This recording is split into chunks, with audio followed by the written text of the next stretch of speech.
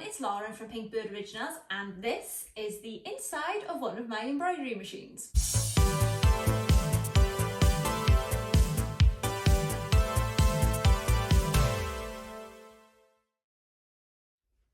So this wasn't exactly the video I was expecting to share with you today. I have got some great kind of spooky themed Halloween plans to drop in a video which is coming up very soon, but unfortunately, such is the unpredictability of my life. My machine decided to have a little bit of a temper tantrum.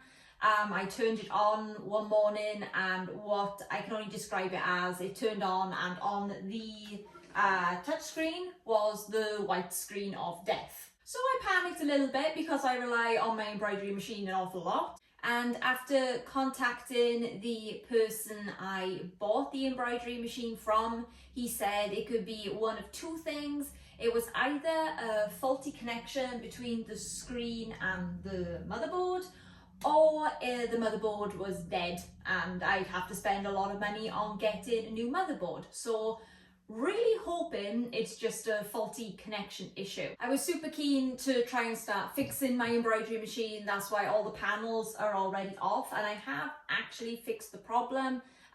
It was a connection issue, but as I was about to seal it all back up, I thought, well, content is content, so I might as well make a YouTube video about this, just in case one of you guys out there ever experienced a similar problem, because I couldn't find an awful lot about it online. I'm guessing it's kind of obscure. So first things first, before you do anything, before you start taking off panels and unscrewing things and touching the electrical stuff, the first thing you're going to want to do is a safety thing. You're going to want to turn your machine off and also unplug it from the wall. Leave it for a couple of minutes just so there's no danger of you being electrocuted.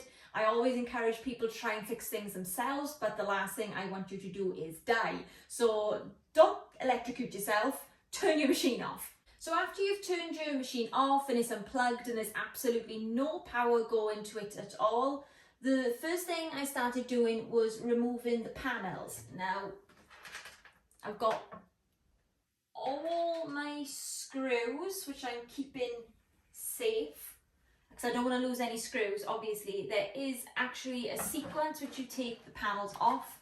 So this is obviously the larger one, which is like at the bottom of your machine. And then there's this little bitty one, which goes at the top here. You need to take the little one off first before you can take the larger panel off. It was a little bit stiff. You did have to wiggle it a little, but it came off pretty easy and it just kind of exposed all of this. After removing the paneling, I just followed the cable that's coming out of the screen. I traced it back to where it plugs into the motherboard. I'm assuming this is the motherboard. I'm not actually 100% sure. And there's only one cable going into it and it is plugged in by here. I'm not gonna unplug it and plug it back in again just because I don't see any point, and I do think these things are quite fragile and there's no need to like risk unnecessary damage. But all I did was I just got it on both ends like that. I pulled it out, I just checked it to see if any of the pins were bent and they all looked okay, and I just plugged it back in. And I did also have big plans to do the same thing for the screen panel. I took off the screws around the bottom corners, and I was going to remove the touch screen and just check the connection inside there. But this white panel was actually quite tricky to get off. I managed to remove it this corner, and this corner, but this corner just wouldn't budge. And I'm just gonna bring you guys back, whoops, a little bit now as I start to reattach the panels. But what I did end up doing, because I was struggling to get this panel off, I rung up my machine dealer and I asked him if I was doing anything wrong. Was there like a screw or something that was hidden that I needed to loosen in order to get the panel off? And what he said was, was rather than struggle to get the panel off, just turn the machine on and off first. Like, it was okay to turn it on and off with all of its covers off, providing I didn't touch any of the electrics.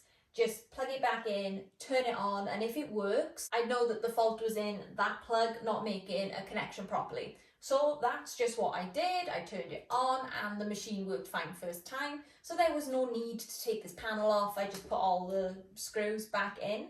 And now this next part of the video is just going to be me putting the paneling back onto the embroidery machine. This is actually the first time I've done this, so I'm a little bit nervous. I don't want to mess anything up, but I'm pretty confident I can do it. I'm pretty confident I could do it if I wasn't being filmed. Deciding to film a YouTube video about it just adds pressure. And I really don't want to make contact with any of the fragile cables. Another thing I'd recommend, if you could, is try and gain like an easier side access to the embroidery machine. I've got my desk here, which unfortunately I can't move because the legs are broken on it. So I've been trying to just do all of my repair works around the desk. I don't know where this cable goes. Right, okay. So yes, that just fits in like that. That was easy. I always just put my screws in loosely. I don't tighten them up until everything's fitted, you know, everything's sitting where it's supposed to be sitted.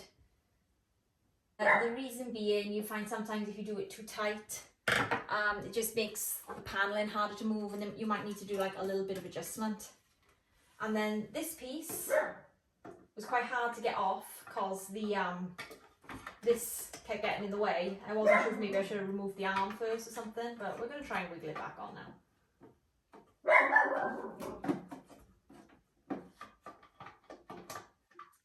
Someone's going to watch us and say, hey, do you know there's a much easier way of doing this? There's a little lip. This one, the bottom panel goes on first. There's a little lip, which this one then sits on top, and then you just put the remaining 2 screws in here and here.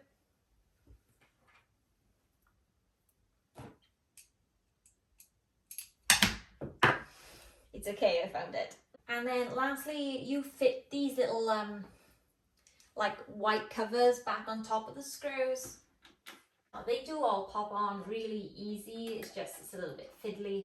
And when it comes to taking them back off, like say you do need to open the machine up for anything, it's quite hard to get them out because you can't really get your fingernails in there to flick them out. What I ended up using was one of my needles. The shape of the universal needle fits in the hole perfectly. You just stick it in that little hole in the center there, and then they just come straight out. Okay, here's the moment of truth to see whether it worked or not. I've plugged the machine back in. Now, last time, this little loading screen came up and then the white screen flashed up. So I'm hoping it's looking good. We have life.